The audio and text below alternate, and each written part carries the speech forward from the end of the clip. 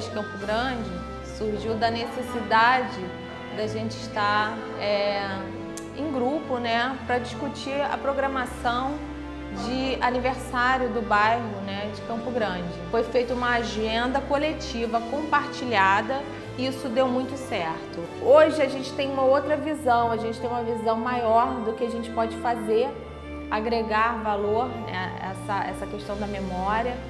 E nosso objetivo a gente está se reunindo nesse momento para discutir o nascimento de um centro de memória em Campo Grande, de um museu, para que a gente tenha um espaço para compartilhar a nossa história, a nossa memória com outras pessoas, outras gerações que estão vindo, né? E lá encontrar aquelas fotos antigas, aqueles registros, né? Aquelas narrativas que nossos avós faziam. E é isso.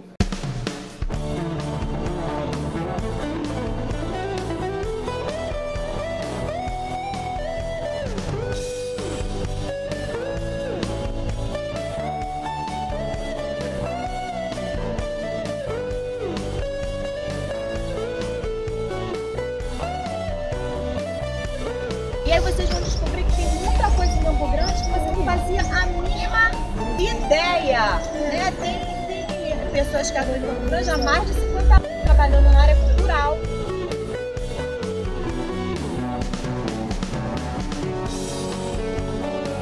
Acontece no Campo Grande também. Esse nome Campo Grande tem muito a ver com o Campo Grande que os jesuítas possuíam, que era uma vasta extensão de terra.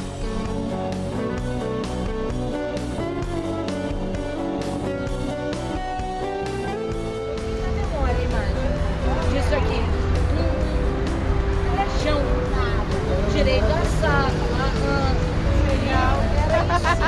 era isso. E aí, eu ouvia a festa, parava daqui no viaduto até lá. Era a festa da turma.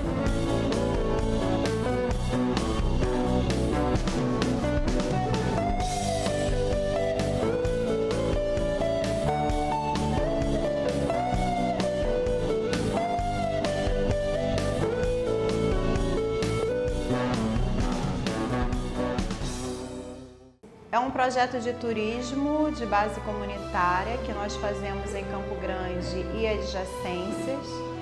Demos o primeiro passo no dia do aniversário de Campo Grande, ano passado, em novembro, no mês de aniversário de Campo Grande, em novembro. É um projeto que é para valorizar o território, é feito pensando no morador local, para que ele conheça a sua história, e tem autoestima pelo lugar onde ele mora. E a gente faz nos bairros perto também. Essa é a ideia do projeto. Valorizar o território onde a gente mora e perceber o nosso território, o nosso bairro com outro olhar. Hoje é dia 26 de novembro, estamos reunidos na Casa do Bosque, esse espaço cultural recentemente inaugurado aqui em Campo Grande, ao lado da Fiuk. E viemos aqui falar sobre o passeio que foi feito no dia 19 de novembro pelo Rio de Coração Tour, com Deca Cereja e Leandro Machado, que foi um passeio muito importante. Foi um roteiro histórico pelo centro do bairro de Campo Grande, contando toda a história dessa região aqui, da antiga zona rural, do antigo sertão carioca. O passeio começou na igreja de Nossa Senhora do Desterro, que é um importante marco histórico da evolução e desenvolvimento do bairro, de toda a região, na verdade. Depois fomos seguindo até o fórum, onde funcionou ali a Escola Cesário de Melo. Éramos 40 pessoas, todos participaram muito do passeio, todos deram suas contribuições de experiências passadas aqui em cada ponto histórico. Muitas pessoas, tivemos escoteiros inclusive presentes no passeio, muitas pessoas passavam na rua, ficavam até um pouco espantadas, porque na verdade nós não temos essa tradição aqui no bairro de roteiros históricos, mas muitos paravam um pouquinho e ficavam ouvindo, quer dizer, achei isso muito importante. Depois chegamos até ali onde tinha a efígie do Freire Alemão, que foi roubada recentemente, infelizmente. Quer dizer, não é só o óculos do Drummond que é roubado na cidade, nós também temos, infelizmente, esse evento de degradação aqui histórica no nosso bairro. Falamos também do reservatório Vitor Conder, que dá para ver dali, que foi um outro marco no abastecimento de água do bairro, que foi reativado recentemente. Falamos do viaduto Arimpedro, que tem um marco lá que simboliza a inauguração dele em 1957. Depois, assim, caiu até uma pequena chuva, mas ninguém desanimou. Nós estamos seguindo até o centro de Campo Grande, passamos em frente à Escola Venezuela, entramos no Calçadão, que é a Rua Coronel Agostinho. Ali podemos falar dos bondes, né, de como os bondes estão na memória afetiva do bairro. Terminaram em 1967 e muitas pessoas deram suas contribuições falando de como andaram de bonde aqui, como era bom ir de Campo Grande até a Pedra, né? Acho que essa parte até foi um bom... representou bem... Muita gente já tentou fazer roteiro histórico em Campo Grande, mas como Campo Grande é um bairro muito grande, as pessoas desistiam. Então, por exemplo, nós tínhamos a oficina do bonde na Estrada do Monteiro. Como é que você ia do centro de Campo Grande até a Estrada do Monteiro? Teria que alugar uma van, um ônibus. Então, esse grupo aproveitou que o bonde passava na Coronel Agostinho para contar a sua história. Quer dizer, acabou sendo um passeio de 2 horas, não foi cansativo, não tinha que subir nada, tinha muitas pessoas idosas que não se cansaram. Dali nós fomos em frente ao antigo Cine Palácio, Campo Grande, onde é hoje a Igreja Universal. Falamos um pouco da importância dos cinemas de rua, não só em Campo Grande, mas também nos subúrbios em geral. Depois atravessamos o túnel. Falamos também, na verdade, um pouco antes de seguir pelo túnel, ali na Praça 3 de Maio, mostramos como as fachadas históricas são importantes para se contar a história do bairro. Infelizmente, aqui em Campo Grande, os comerciantes ainda não têm noção dessa importância, porque eles cobrem as fachadas com assim, a marca das suas lojas, né, os seus banners. E eu até falei na ocasião da Rua da Carioca, que é uma rua com vários imóveis tombados, e as lojas têm a sua marca embaixo, bem visível, mas eles valorizam a fachada histórica. E terminamos o passeio em frente à estátua do Adelino Moreira, um grande compositor que morou aqui no bairro, parceiro de Nelson Gonçalves. É ali onde funciona o Espaço Cultural Adelino Moreira, na continuidade do Calçadão. E ali aconteceram 2 dias de eventos importantes na semana do aniversário de Campo Grande. O roteiro, na verdade, ele finalizou, ele foi o último dia do evento da semana de Campo Grande. E ali fizemos até uma foto e tal com todo mundo na estátua.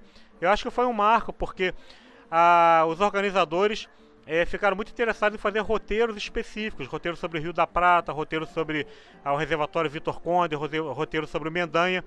E a nossa ideia também é atrair jovens, né, jovens estudantes que possam falar sobre ter essa consciência histórica, que isso é importante até para a formação de cidadania do bairro. O professor Adinalzi esteve comigo lá. Ele conhece muita história de Santa Cruz, está participando de movimentos, é um dos fundadores do NOP, Núcleo de Orientação e Pesquisa Histórica de Santa Cruz. Está participando também agora com o professor Isla, de uma tentativa de fundação da Casa da Cultura Paciente, no bairro de Paciência, onde estão estudando a fazenda do Engenho da Mata da Paciência, de Mariana Eugênia Carneiro da Costa. E ele esteve com a gente, pode falar também um pouco mais sobre esse passeio. Falando sobre o passeio, como o próprio André disse, foi muito interessante porque deu para perceber nas pessoas um interesse, tá? Tanto dos jovens como daqueles mais idosos, tá?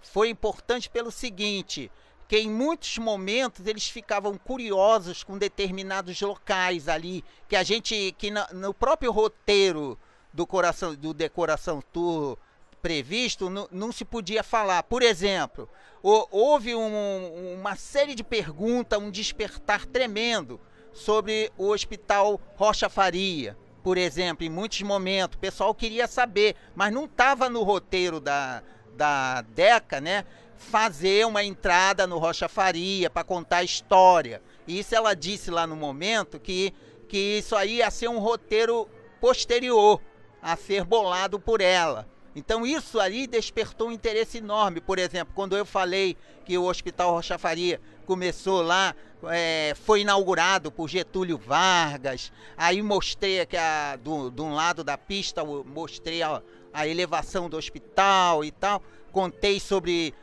o próprio médico Rocha Faria. Então isso despertou um interesse incrível das pessoas. Outra coisa também que despertou, como o André disse, o reservatório Vitor Conde, a própria igreja do Desterro. Todo mundo queria saber os mistérios ali de dentro, se ainda tinha sepulturas dentro da igreja. Foi falado também, logo na nossa saída, sobre o cemitério que havia de frente à igreja. Eu acho que esse passeio ele é importante porque ele desperta nas pessoas o gosto pela história local. E tanto em Santa Cruz, quanto em Campo Grande, quanto em Bangu, quanto em qualquer lugar da cidade do Rio de Janeiro, para a gente alcançar o gosto pela história do Brasil, a gente tem que começar primeiro tendo gosto pela história que está pertinho de nós. Muitos professores tentam introduzir uma disciplina eletiva de história local nas escolas. Às vezes enfrentam muitas barreiras, porque a história local não cai no Enem. Eu já conheço um professor que falou isso, ele tentou botar a história local de Campo Grande, mas o diretor chegou uma hora, falou para ele para não dar continuidade, para não cair no Enem. E a história local é importantíssima para a gente desenvolver exatamente isso, esse resgate histórico e essa formação de cidadania. Eu estou aqui com a Angélica Ângelo, que também sempre participa com a gente aqui desse resgate histórico da região, esteve com a gente na Semana de Campo Grande, ela pode também dar a sua contribuição para esse bate-papo. É fundamental não só essa primeira iniciativa de roteiro, né, de turismo, mas todas as iniciativas que vão de encontro a essa criação e o fomento de uma identidade local. As pessoas têm que conhecer a história desse bairro e a contribuição que essa história dá para a cidade do Rio de Janeiro e para a história do Brasil. Então, Campo Grande não tem uma história pequena, e a gente vai pensar em toda a Zona Oeste. Nós não temos pouca história, nós detemos o começo dessa história, desse Brasil, né? Essa história está aqui, não é o roteiro da cidade que o turista vem ver. O morador daqui, ele tem que conhecer, ele tem que saber da importância da Fazenda Nacional dos Jesuítas em Santa Cruz, ele tem que saber que lá em Pedras de Guaratiba, a gente tem a terceira capela mais antiga da cidade do Rio de Janeiro, que é a Capela de Nossa Senhora do Desterro.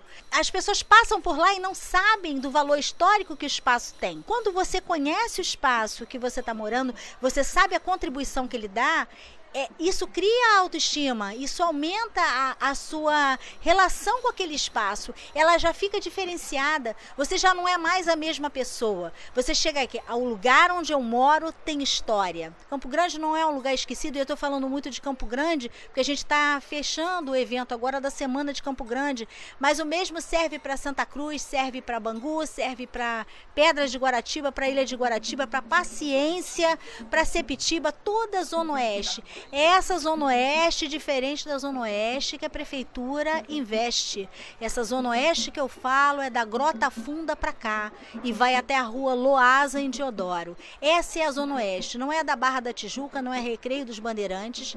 Essa Zona Oeste é essa que nós vivenciamos todos os dias. É a Zona Oeste dos sambaquis que não são estudados, de todo esse resgate que tem que ser feito, dessa economia que começa lá atrás. Está aqui a professora historiadora Miriam Bondim, que vai contar essa história da época dos engenhos aqui, que já vai falar mais um pouquinho, e a gente já engata aqui para poder entender que tem muito mais a ser descoberto, a ser roteirizado e de ser conhecido dessa população. Professora.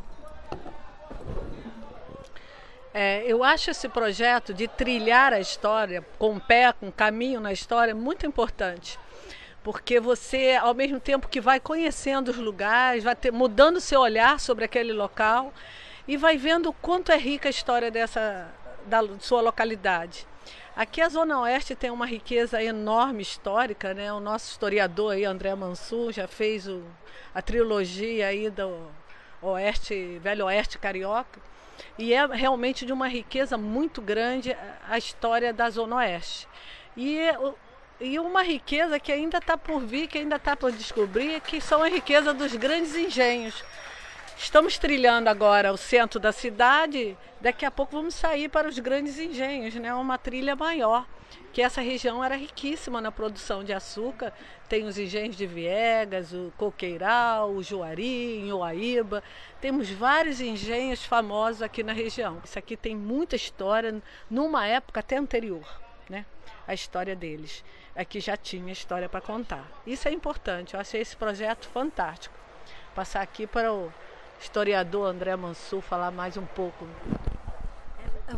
Antes de terminar, vou falar aqui das iniciativas que são pessoais. A gente precisa de um centro de memória para poder centralizar todas essas informações, né? A gente ter um ponto de referência aqui para poder buscar as pessoas e buscar as informações. Quando eu precisei de informações sobre o bonde, uma fotografia para terminar um trabalho, eu fui encontrar com o Luiz Damasio, que é um pesquisador e agrega muito material, até por força de uma condição familiar. O pai dele fazia a história da rede ferroviária, né, todos os guardados, e do futebol amador aqui na região, que é outra história, que vai virar outro roteiro, né? E isso já cresce em valor a região, mas cresce mais ainda na responsabilidade de cada um de nós em estar colaborando para que esse trabalho ele não se perca nele mesmo, né? Que ele tenha continuidade e tudo mais. Hoje nós estamos aqui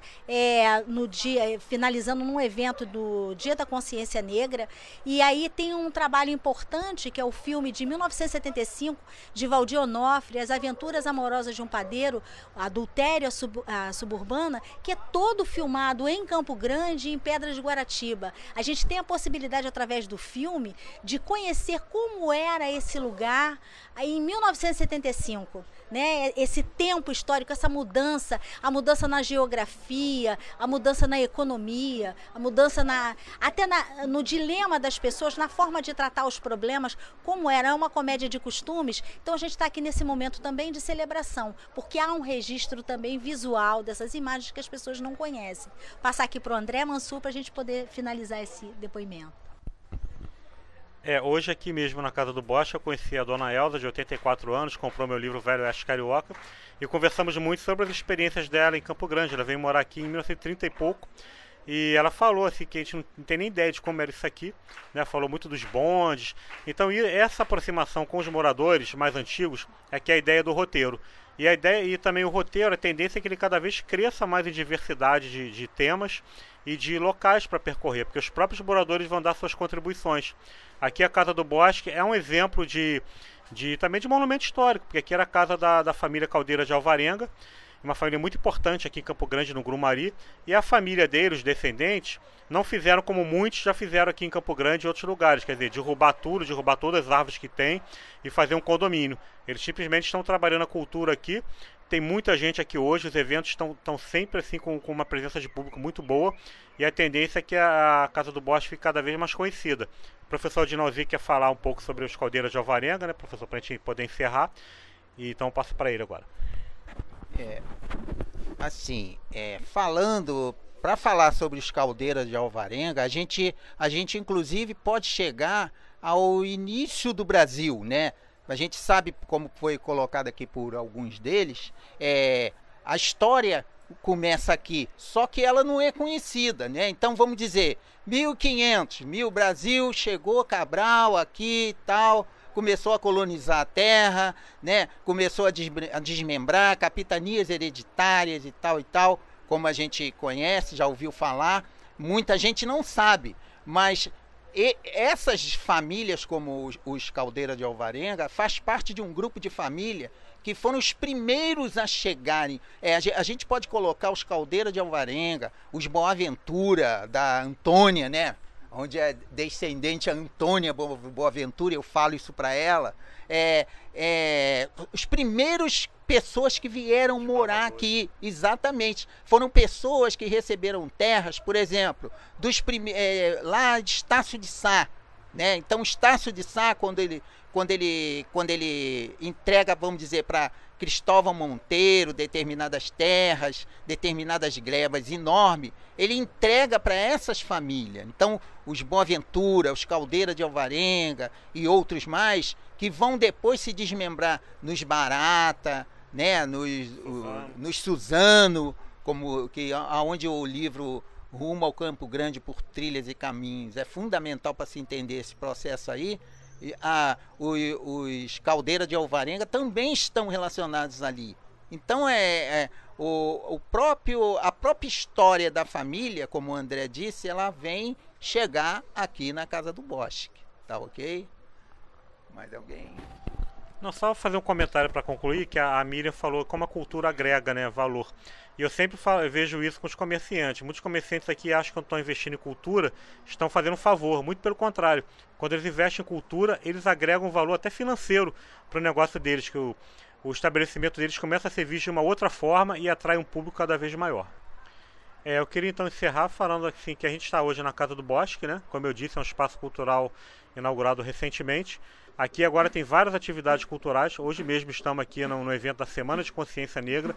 A casa está cheia, tem exposição, tem música, tem muita coisa, artesanato, várias oficinas. E a coisa está funcionando. Eles estão atraindo a atenção de muita gente. É uma prova de que você pode realmente tornar um espaço histórico viável até economicamente, e preservar a memória e a história da região. Quer dizer, a Casa do Bosque hoje, acho que ela é um lugar que a gente tem que apoiar muito, porque ela está assim, de acordo com tudo que a gente está pensando aí em relação a esses roteiros turísticos, em relação a esse resgate histórico e essa formação da cidadania aqui na região. Então eu queria terminar agradecendo aqui a Miriam Bondinha, o Luiz Damas, a Angélica, a professora Dinalzia, você ali também, e que isso aí seja visto por muita gente, né, que estimule outras pessoas também a fazerem trabalhos parecidos.